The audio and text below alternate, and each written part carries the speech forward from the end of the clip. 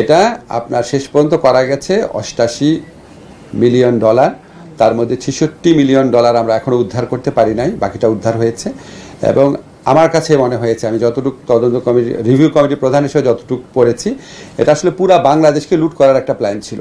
আপনি চিন্তা করেন, $2 বিলিয়ন যদি বাংলাদেশ ব্যাংক থেকে চলে যেত, আজকে আমরা বোধহয় দুর্ভিক্ষ বা প্রায় দুর্ভিক্ষ অবস্থায় পড়তাম। যাই হোক, এটা একটা অত্যন্ত গুরুতর এবং জঘন্য একটা ফিনান্সিয়াল ক্রাইম এবং বাংলাদেশ বিরোধী অনেক বড় ষড়যন্ত্র। কিন্তু এটার তদন্ত করতে গিয়ে তৎকালীন সরকারের আমলে সীমাহীন গাফলতি করা হয়েছে।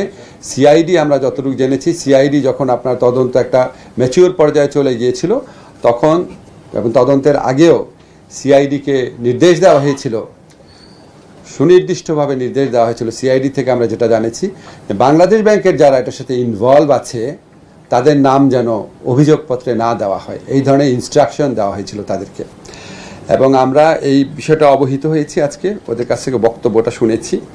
তারপরে আমরা ফরাসউদ্দিন সাহেবের যে একটা রিপোর্ট ছিল, একটা ভালো রিপোর্ট ছিল, সেই রিপোর্টের পর্যালোচনাটা শুনেছি এবং আমাদের কিছু কিছু সিদ্ধান্ত নিয়েছি। প্রক্রিয়াটা বলছি না, আপনাদের শুধু সিদ্ধান্তগুলো বলি। একটা আমরা সিদ্ধান্ত নিয়েছি যে বাকি টাকা উদ্ধারের জন্য আমাদের যে স্টেপসগুলো নেওয়া হচ্ছে সেখানে গতিশীলতা আনার জন্য আমরা কাজ করব। আর হচ্ছে এই জিনিসটা যে বাংলাদেশ এন্ড থেকে যারা এই অপরাধের সাথে যাই ছিল তাদেরকে বিচারের সম্মুখীন করার জন্য সিআইডির যে তদন্ত হয়েছে সেই তদন্তটা বিষয়ে পরবর্তী করণীয় আমরা ঠিক করব। এটা আমি এখন আপনাদের ডিসক্লোজ করছি না। তারপর হচ্ছে এই ধরনের অপরাধের পুনরাবৃত্তি রোধে আসলে কি বাংলাদেশ ব্যাংক পর্যাপ্ত ব্যবস্থা নিয়েছে, এটা নিয়ে অনেক প্রশ্ন রয়েছে। আমরা বাংলাদেশ ব্যাংকের কাছে জানতে চেয়েছি যে এটা পর্যাপ্ত ব্যবস্থা নিয়েছে নাকি। এবং আপনারা জানেন আমাদের এখানে অত্যন্ত অভিজ্ঞ একজন তথ্য প্রযুক্তি এক্সপার্ট আছেন, আমাদের প্রধান উপদেষ্টার যে তথ্য প্রযুক্তি বিষয়ক যে বিশেষ সহকারী ফয়েজ আহমেদ তৈয়ব, উনি এটা স্পেসিফিক্যালি এটা ডিল করে দেখবেন। উনি আমাদের এই রিভিউ কমিটির সদস্য সচিব হিসাবে ওনাকে আজকে আমরা মনোনীত করেছি।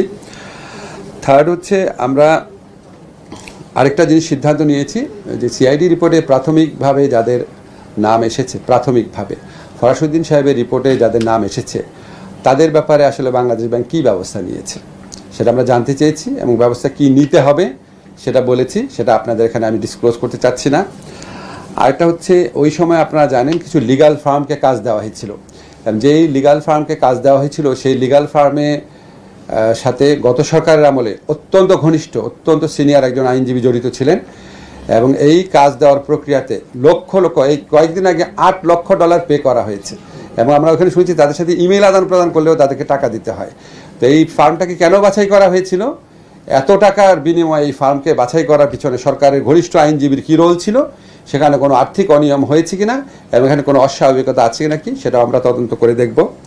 সেটা আমরা তদন্ত করে দেখব না, সেটা আমরা খতিয়ে দেখব। এটা পূর্ণাঙ্গ তদন্ত কমিটির রিপোর্ট না। আমরা একটা সিদ্ধান্ত নিয়েছি, আমরা যে সিআইডির যে তদন্তটা হয়েছে যেটা প্রায় ম্যাচিওর পর্যায়ে রয়েছে, এই তদন্ত বা এই তদন্তের প্রেক্ষিতে কোনো স্টেপস নিলে সেটা আমাদের নিউ ইয়র্কে যে বিচারটা হচ্ছে সেটার ক্ষেত্রে কোনো রকম ভূমিকা রাখতে পারে কিনা বা এই দুটা প্রক্রিয়ার মধ্যে কি সম্পর্ক আছে, এক্ষেত্রে আইনগতভাবে এক্স্যাক্টলি আমাদের কি করণীয় সেটা পরীক্ষা করে দেখার জন্য আমরা ডক্টর কামাল হোসেনের যে ফার্ম আছে ওনার সাথে যোগাযোগ করব এবং ওনাদের পরামর্শের প্রেক্ষিতে আমরা ব্যবস্থা গ্রহণ করব। আমরা এই কমিটি 2 সপ্তাহ পরে যে রোববার আছে আবার মিটিংয়ে বসবো এবং আমরা 3 মাসের মধ্যে আমাদের যে সময় দেওয়া হয়েছে এই সময়ের মধ্যে আমরা কাজ শেষ করব বলে আমরা আশাবাদী।